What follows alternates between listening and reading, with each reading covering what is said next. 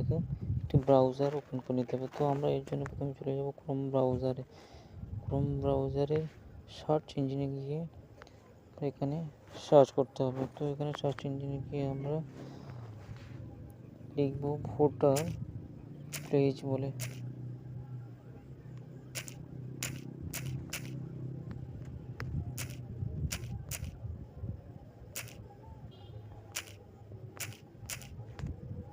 অর্থাৎ voter place certificate, অর্থাৎ এই অপশানটিতে আমরা ক্লিক করবো।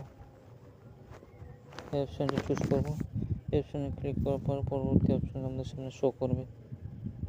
এরপর যে পেজের যে হোম পেজটা আসবে সেখানে আমরা ক্লিক করবো। এই অপশানটি চুজ করার পর আমরা পরবর্তী অপশানে পেয়ে যাব। তো আমরা ভোটার প্লিজ যে সার্টিফিকেট, অর্থাৎ সেই সার্টিফিকেট ডাউনলোড করার জন্য আমরা যে পেজটি এসছে, যে ফর্মটি এসছে, এখানে আমরা পরপর ধাপ অনুযায়ী ফিল আপ করবো। তো আমরা এখানে আপনার নামের প্রথম অক্ষর, টাইটেলের ছেলের ক্ষেত্রে মিস্টার, মেয়েদের মিসেস, যে যার ক্ষেত্রে যেটা প্রযোজ্য সেটা আপনাকে সিলেক্ট করতে হবে। তো আমি আমার মিস্টার এই অপশানে সিলেক্ট করলাম। এর পরবর্তী অপশানে আপনার এন্টার ইউর নেম। তো আপনার নামটি এখানে বড় হাতে লিখে দিতে।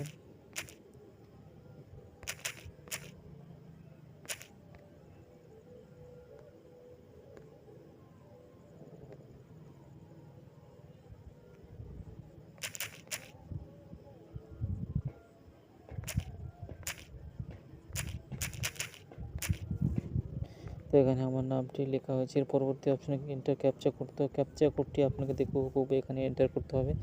তো ক্যাপচা কোডটি লেখার জন্য প্রথমে যেমনভাবে লেখা আছে ঠিক সেভাবে লিখতে হবে।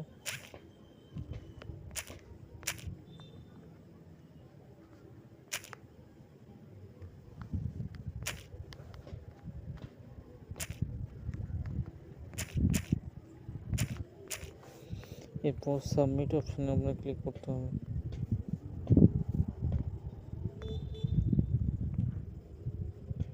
এই অপশানটি ক্লিক করলে পরবর্তী অপশানটি আপনার সামনে শো করবে। তো সাবমিট অপশান ক্লিক করার পর আপনাকে ল্যাঙ্গুয়েজ অপশানটিকে চুজ করতে হবে।